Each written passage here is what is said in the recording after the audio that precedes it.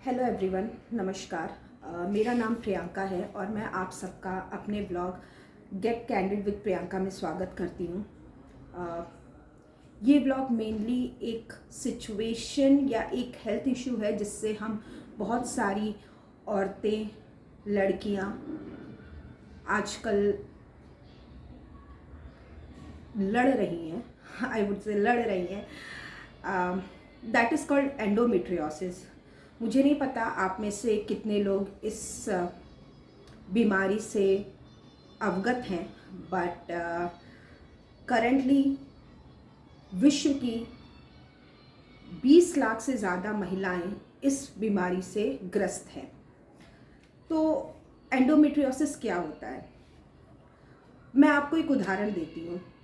कभी आपने एक बहुत अच्छा, बहुत हेल्दी आम का पेड़ या चंदन का पेड़ देखा है बाहर से, जो बहुत फल दे रहा हो, बहुत हरा भरा हो, बट उसके अंदर एक घुन लग जाता है जो उस पूरे बड़े वृक्ष को अंदर से खोखला कर देता है। बाहर से जो देखने वाले लोग होते हैं उनको लगता है अरे वाह, ये तो बहुत हरा भरा वृक्ष है, बट अगर आप उस वृक्ष पे थोड़ा सा भार डाल दें या आप अगर झूला डालने की कोशिश करें या आप उसको काटें फॉर किसी भी पर्पस के लिए, तो आपको पता चलता है ये तो अंदर से पूरा खोखला है।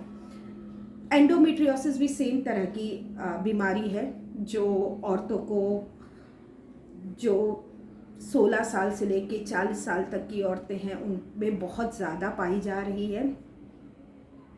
मुझे खुद एंडोमेट्रियोसिस है। इस वजह मैंने सोचा कि मैं इस बारे में बातें करती हूँ। मैंने YouTube पे देखा, मैं डायग्नोज हुई थी एंडोमेट्रियोसिस से। तो जब आप डॉक्टर के पास जाते हो तो आपको बहुत ही मेडिकल टर्म में चीज़ें बताते हैं, जो आपको समझ में आए ना आए, I do not know, but as आजकल सारी चीज़ें YouTube पे अवेलेबल है, तो मैं गई थी सर्च कि अगर मुझे एंडोमेट्रियोसिस है तो हो सकता है और भी बहुत सारी औरतों को, महिलाओं को एंडोमेट्रियोसिस हो, सो शायद किसी ने अपने एक्सपीरियंस शेयर किए हों। बट सरप्राइजिंगली मुझे किसी भी इंडियन औरत का एंडोमेट्रियोसिस से रिलेटेड कोई भी व्लॉग या कोई भी एक्सपीरियंस यूट्यूब पे नहीं मिला। यूएस की बहुत सारी औरतों को मिला, ऑस्ट्रेलिया की बहुत सारी औरतों का मिला, स्वीडन की बहुत सारी औरतों का मिला, जिन्होंने अपने इस बीमारी के बारे में एंड कैसे वो इस बीमारी से कोप अप कर रही हैं उसके बारे में बहुत सारी बातें की हैं। बट जब हम इंडियन उसमें आते हैं तो मुझे एक भी ब्लॉग नहीं मिला। सो इस वजह मैंने डिसाइड किया कि मैं इस बारे में बात करूँगी और मैं इस बारे में हिंदी में बात करूँगी, सो दैट मेरा ये ब्लॉग ज़्यादा से ज़्यादा लोगों तक पहुँचे और उनको, अगर कोई भी औरत, महिला इस बीमारी से ग्रस्त है या उसको इस तरह के सिम्टम्स है या वो अवेयर ही नहीं है कि ऐसा कुछ होता है, तो they can relate to me, उनको समझ में आए कि ये सारी चीज़ें भी हैं और ये सारे इसके सिम्टम्स होते हैं, सो दैट कि वो डॉक्टर के पास जाके खुद को डायग्नोस कर सकें। तो एंडोमेट्रियोसिस क्या होता है, हम पहले इस बारे में बात करेंगे। तो आप सबको पता है कि जब एक लड़की अपने टीन एज में आती है, 13 ईयर 14 ईयर, सो उसकी बॉडी रिप्रोडक्टिव स्टेज में आती है और उसकी बॉडी खुद को तैयार करती है हर महीने कंसीव करने के लिए। That is a natural process. ये कुदरत ने ही हमको ऐसे बनाया है। तो मैं थोड़ा सा आपको समझाने की कोशिश करती हूँ, जो मुझे समझ में आया, जो मुझे मेरे डॉक्टर ने समझाया, जो मैंने इतने सारे एंडोमेट्रियोसिस से रिलेटेड आर्टिकल्स पढ़े, जो मैंने US, UK, Sweden, as I said, Australia, इन लोगों के ब्लॉग देखे, तो जो मुझे समझ में और I can relate to it कि क्या होता है। तो आपको पता है जब आपके मेंसेस ख़त्म होते हैं तो आपकी बॉडी जो है अपने आप को तैयार करती है रिप्रोडक्टिव फेज के लिए। उसमें क्या होता है, आपकी यूट्रस के अंदर एक लाइनिंग डेवलप होती है जो कुछ ब्लड की लाइन होती है, कुछ मसल्स होते हैं just to thicken your uterus, आपके यूट्रस को सपोर्ट करने के लिए। तो हर महीने आपके मेंसेस के बाद नेचुरली ये लाइनिंग हर औरत में डेवलप होती है और फॉर 15 डेज, जब आपका मेंसेस ख़त्म होता है उसके 10 दिन से लेके 15 दिन तक ये लाइनिंग आपकी वहाँ पे डेवलप होती है। जब ये लाइनिंग पूरी तरीके से डेवलप हो जाती है तो आपका जो यूट्रस होता है वो एग रिलीज़ करता है। जब आपका यूट्रस एग रिलीज़ करता है और उस टाइम जब आप सेक्सुअल एक्टिव होते हो तो स्पर्म से वो एग मीट करता है और वो आपके फैलोपियन ट्यूब से होता हुआ वो मेटिंग एग और स्पर्म, जिसको अभी हम एग बोल सकते हैं, सॉरी एग तो बोल ही रहे हैं, जिसको हम एक जाइगोट बोल सकते हैं, वो आपके यूट्रस में आता है और इस लाइनिंग से जुड़ जाता है। इस लाइनिंग से जुड़ने के बाद उस पर्टिकुलर एम्ब्रियो को सारा पोषण जो है वो इसी लाइनिंग से मिलता है, जैसे रक्त संचार, सब कुछ जो आप खाते हो वो इसी लाइनिंग से मिलता है और यहीं पे आपका बेबी डेवलप होता है इसी लाइनिंग से अटैच होके। So this is what happens to every woman every month. But अगर आप सेक्सुअली एक्टिव नहीं हो, ओके, तो क्या होगा इस लाइनिंग का? जब आप सेक्सुअली एक्टिव नहीं होते हो तो हर महीने ये लाइनिंग अपने आप शेड हो जाती है, गिर जाती है, जो कि हमें पीरियड्स के रूप में नज़र आती है। तो यूट्रस से जब वो लाइनिंग शेड होती है तो ये हमारे वजाइना के तरफ से होते हुए शेड होती है, जिसको है मेंस्ट्रुएशन साइकिल कहते हैं, राइट। अब क्या होता है, जिसको एंडोमेट्रियोसिस की कंडीशन है तो ये जो लाइनिंग है ये यूट्रस के साथ साथ आपके बाकी के ऑर्गन में भी अपने आप क्रिएट होती है या डेवलप होती है। जैसे कि ओवरीज में, फैलोपियन ट्यूब में, आपके यूट्रस के बाहर, आपके इंटेस्टाइन में, आपके पेल्विक एरिया में, तो ये अपने आप वहाँ पे डेवलप होती है। ऐसा बॉडी ट्रिगर देती है कि ये भी एक एंडोमेट्रियम लाइन ही है। दिस इज कॉल्ड दिस बीमारी endometriosis because it develop from endometrium cells, right. So क्या होता है कि ये जो सेल्स हैं ये आपकी यूट्रस के बाहर भी डेवलप होने लगते हैं। फिर जब आप सेक्सुअली एक्टिव नहीं होते हो तो यूट्रस की लाइनिंग हर महीने की तरह आपकी शेड होती है, राइट। तो वो आपके वजाइना की तरफ से निकल जाती है। बट जो ये लाइनिंग आपके ओवरी पे आई है या आपके फैलोपियन ट्यूब पे डेवलप हुई है या आपके इंटेस्टाइन में डेवलप हुई है या आपके पेल्विक एरिया में डेवलप हुई है, इसको निकलने का कहीं से कोई रास्ता नहीं मिलता है, राइट। तो ये क्या करती है, ये ब्लड के क्लॉट बनते जाते हैं, राइट। उन पर्टिकुलर एरियाज में ये ब्लड के क्लॉट बनते जाते हैं और क्या होता है कि हर महीने ये प्रोसेस होता ही रहता है, राइट। तो आप ये सोचो, सपोज अगर कोई लड़की है जिसको 13 साल से मेंसेस स्टार्ट है, राइट, और उसको ये सिचुएशन है कि उसको एंडोमेट्रियोसिस है, करेक्ट। और सपोज वो लड़की डायग्नोस ही नहीं कर पाते, कोई डॉक्टर डायग्नोस ही नहीं कर पाते कि if she is having endometriosis और नॉट, और सपोज उसको 28 साल में 30 साल में जाके पता लगता है, विच वॉज माई कंडीशन, कि एंडोमेट्रियोसिस है। तो वो 13 साल से लेके 30 साल तक हर महीने वो जो ब्लड क्लॉट होता है आपके यूट्रस के बाहर, आपके ओवरीज पे, आपके फैलोपियन ट्यूब्स पे, आपके पेल्विक रीजन पे, तो सोचो कितना ज़्यादा ब्लड क्लॉट हो चुका होगा, राइट। तो एंड यू नो ब्लड की जो कैरेक्टर होता है वो चिपचिपा होता है, राइट। तो वो क्या करता है, हर महीने जब वो ब्लड शेड होता है आपके इंटरनल ऑर्गन में और उसको निकलने की कहीं जगह नहीं मिलती, तो व्हाट इट स्टार्टेड डूइंग कि वो एक दूसरे ऑर्गन को अपने में चिपकाने लगता है, करेक्ट। और फिर बहुत सारे इश्यूज होते हैं। आप इनफर्टिलिटी सबसे बड़ा इशू है। तो अब इनफर्टिलिटी हो गया, you do get severe pain in your menses when you do have your periods. आपको ओवल्यूशन के टाइम पे आपको बहुत दर्द होता है। तो let's come to the thing कि what is the symptoms of endometriosis, और आपको कैसे समझ में आएगा विदाउट गोइंग टू डॉक्टर कि आपको एंडोमेट्रियोसिस है, राइट? क्योंकि मुझे for a very long time I was not aware कि मुझे एंडोमेट्रियोसिस है। ओके, मुझे when I was in my 30s I got to know that I have endometriosis. तब तक काफ़ी लेट हो चुका था।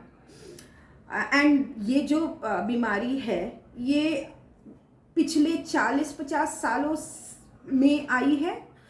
और बहुत सारे लोग like you know US UK थोड़ा एडवांस कंट्री है मेडिकली एंड एवरीथिंग, तो वहाँ पे ये चीज़ें जल्दी डायग्नोस हो चुकी थी। But when it comes to India यहाँ पे लोगों को पता नहीं चलता है, डॉक्टर्स को भी नहीं पता चलता इनफैक्ट कि यू नो एंडोमेट्रियोसिस है। तो just to give you some symptoms, तो अगर आप में से कोई इस तरह के सिम्टम्स से जूझ रहा है तो I would request each one of you to go and get yourself check. Okay, तो पहला है आपको बहुत ज़्यादा पेन होता है आपके पीरियड्स के टाइम पे। मुझे बहुत ज़्यादा पेन होता था, बट यू नो हमारे मम्मी, मासी, नानी, दादी लोग क्या कहते हैं कि नहीं सबको होता है, सबको होता है पेन, सबको थोड़ा डिस्कम्फर्ट रहता है, किसी को पेट में दर्द होता है 1 दिन 2 दिन, राइट?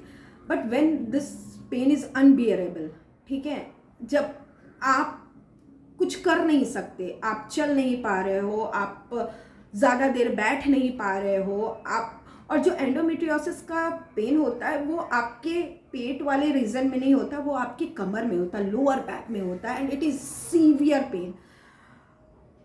ये पेन आपका लेग में भी जाता है, राइट? तो माय कंडीशन वाज कि मुझे बैक में, लोअर बैक में और any of the leg, it transfer every month, कभी राइट लेग में होता था, कभी लेफ्ट लेग में होता था, नहीं होता है, बहुत सीवियर और शूटिंग पेन होता है। मतलब I can not able to tell you कि कितना तेज़ वो पेन होता है, जस्ट वेरी शूटिंग पेन। मुझे बहुत ज़्यादा उल्टियाँ होती थी, मुझे यूरिन पास करने में बहुत तकलीफ होती थी। I was not able to pass urine, I was not able to pass stools. आपका बाउल एरिया जो होता है वो बहुत ज़्यादा स्टिफ हो जाता है। You are incapable of holding your urine also, right? I do not know how many of you have this symptom, but I definitely had. मैं ज़्यादा देर तक अपना यूरिन होल्ड नहीं कर सकती। अगर if I need to go pee, I need to go pee, right? बहुत बार ऐसा इंस्टेंस होता है कि सब लोग बाहर हैं, everyone is having same kind of same amount of water what you are having, but आपको लगता है नहीं यार मैं let me go and use washroom, क्योंकि बाहर मुझे मिलेगा नहीं मिलेगा, साफ़ होगा नहीं साफ़ होगा, तो बहुत सारी चीज़ें आपके दिमाग में चलती हैं। मेरा क्या है कि I can not hold it. अगर मैं I feel that I need to go pee and if I try to hold it out, और मैं ज़्यादा ज़ोर से हंसती हूँ, खांसती हूँ, तो यू नो, राइट?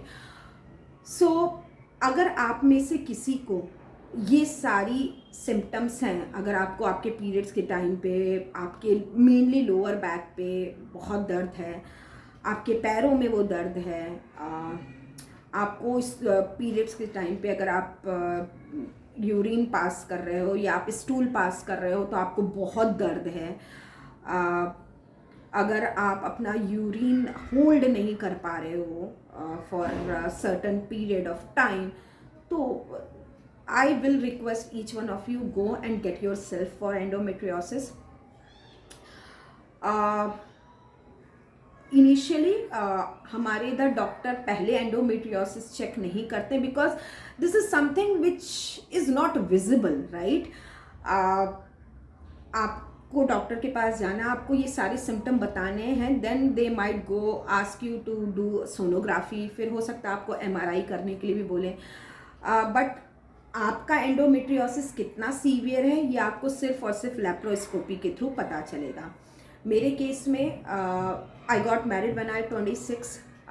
शुरुआत में एवरीवन नोज कि हर इंसान थोड़ा सा टाइम लेता कि अभी अभी शादी हुई है, अभी क्यों फैमिली प्लान करना, something like that. So we also took our time. शादी के 3 साल के बाद we thought okay now it's time and let's try to give a shot and let's try to try to conceive. Me and my husband we tried for an year. कुछ नहीं हुआ. Then we thought okay let's go and meet the doctor. हम doctor के पास गए, हमने doctor को बताया, doctor ने पूछा आपके पीरियड्स टाइम पे आते हैं, आई सेड यस। आपको और कोई इशू, आई सेड नो, मुझे कभी कोई इशू हुआ नहीं, पीरियड्स मेरे हमेशा टाइम पे आते थे। अब हाँ पीरियड्स में हमेशा दर्द रहता था, that is something different, but period मुझे हमेशा टाइम पे आते थे, मेरे 28 डेज की साइकिल होती थी। तो डॉक्टर ने बोला ओके ठीक है, तो एक काम करते हैं कि हम आपको IUI कराते हैं, राइट।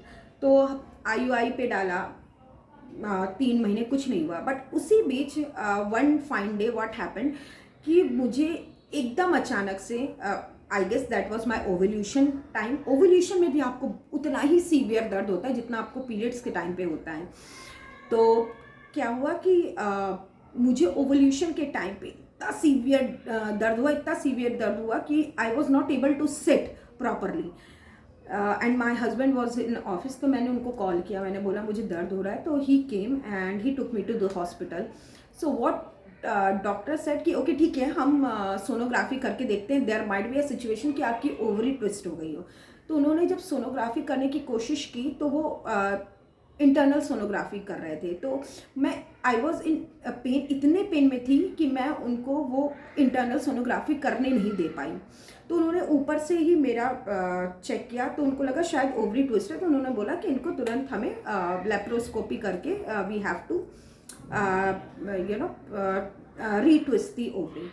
तो मैं लेप्रोस्कोपी पे गई, मेरा लेप्रोस्कोपी हुआ, then doctor came to know कि I have a severe endometriosis and it was stage 4। with endometriosis I have frozen pelvic also, which is a different thing which is related to endometriosis, but we'll talk about this on a different vlog क्योंकि अभी already बहुत ज़्यादा time हो चुका है। So if you want to know कि इसका क्या इलाज है, आज तक डॉक्टर को कोई इलाज नहीं मिला एंडोमेट्रियोसिस का। Okay, they are still researching it out. क्यों होता है किसी को नहीं पता, कुछ कहते हैं कि ये जेनेटिक है, बट मेरे केस में मेरी मम्मी साइड में, मेरी दादी साइड में कभी भी किसी को इनफर्टिलिटी की प्रॉब्लम नहीं हुई। I am the only one जिसको इनफर्टिलिटी की प्रॉब्लम है। पीरियड्स में दर्द सबको होता था, मेरी मम्मी को, मेरी मासी को, मेरी नानी को, सबको होता था, मुझे भी होता था। तो मेरी माँ ने बोला कि हो सकता है कि हमें होता हो, तुमको भी होता हो। ऐसा नहीं था कि मेरी मदर ने कभी इस चीज़ को फॉर ग्रांटेड लिया, उन्होंने मुझे दिखाया डॉक्टर को। But every time when I go to doctor, because they were also not aware, I am talking about when I was in 11th standard, so I guess I am talking about in 2002-2003।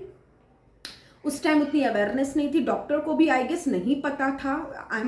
I come from Lucknow which is small town comparatively Mumbai, Bangalore और something. तो वहाँ पे doctor को उतना knowledge नहीं था, तो they never thought कि ये एंडोमेट्रियोसिस हो सकता है। तो उन्होंने हमेशा यही बोला कि थोड़ा पेन किलर दे दिया, पेन की दवाई दे दी, एंड उन्होंने हमेशा बोला कि नहीं, जब इसकी शादी हो जाएगी, बच्चे हो जाएंगे, तो ये पेन अपने आप चला जाएगा, राइट। बहुत सारे डॉक्टर आपको बोलते होंगे, बट अगर आपको ये सारे सिम्टम्स हैं, I would say please push your doctor to get you check thoroughly. Ask to them कि क्या ये एंडोमेट्रियोसिस है या नहीं है, okay, and get yourself check.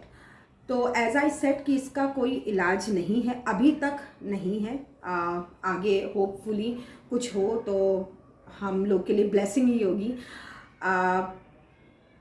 कोई इलाज नहीं है। You can have medication when you do have your periods. तो अगर दर्द से बचने के लिए, आपको अगर बहुत दर्द हो रहा है तो आप पेन किलर ले सकते हो। But one thing I would vouch for, आपको एक्सरसाइज करनी बहुत बहुत बहुत ज़रूरी है। मुझे ये चीज़ बहुत लेट में समझ में I started giving time to my body in last 3 or 4 months। उसके पहले मैंने नहीं दी थी because I am a working women, right. तो मुझे उतना टाइम नहीं मिलता था कि मैं घर भी देखूँ, ऑफिस भी देखूँ, खुद को भी देखूँ, तो नहीं मिलता था। बट फिर I started doing yoga from past 2 months and I can say that मैं पूरी तरीके से ठीक तो नहीं हुई हूँ, but I feel much much better. मेरे पीरियड्स में दर्द कम हो चुके हैं। मैं उतना ज़्यादा लो नहीं फील करती हूँ, और I feel okay. I am not cured completely, but I feel okay. So this is my blog towards the for the endometriosis and बहुत सारे इश्यूज होते हैं। ये तो मैंने आपको सिर्फ मेडिकली बताया या आप क्या गो थ्रू करते हो ये बताया। और भी बहुत सारी चीज़ें हैं। आप सोशली लोग कैसे इसको देखते हैं when you are not able to bear a child. तो सोशली आपको लोग कैसे देखते हैं और आप अपने में क्या महसूस करते हो। हर टाइम जब आपके पीरियड्स का टाइम आता है ना, I used to get very very डर जाती थी मैं कि यार मेरे डेट्स के टाइम आ रहे, मुझे वही सारे दर्द होंगे, वही सारा इश्यू होगा।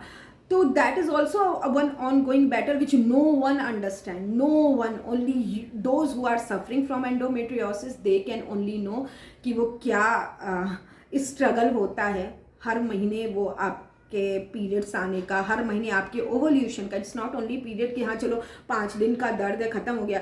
आफ्टर 10 days जब when you are going to ovulate, उस टाइम भी आपको 2 दिन का वो पेन है।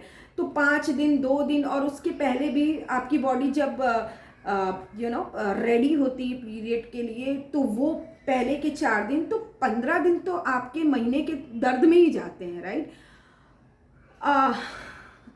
तो no one understand this thing. I have my husband who is very supportive, but उनको भी वो चीज़ें समझ में नहीं आती because this is something which we go through it, so we can only experience it कि कितना इशू होता है। They can only support you, they can only help you with ना, ठीक है चलो खाना मत बनाओ, ठीक है तुम आराम कर लो, ठीक है तुम लेट ही रहो। So they can do that much, but the pain what we are experiencing, we are going to go through it, right? So all the ladies out there, I will request each one of you कि अगर आपको ऐसा कुछ है, ऐसे कुछ तकलीफ है, तो प्लीज़ आप अपने आप को जाओ डॉक्टर को दिखाओ। अगर आपको इनिशियली एंडोमेट्रियोसिस डायग्नोस हो जाता है तो आप इसको लेप्रोस्कोपी के थ्रू क्लियर भी कर सकते हो।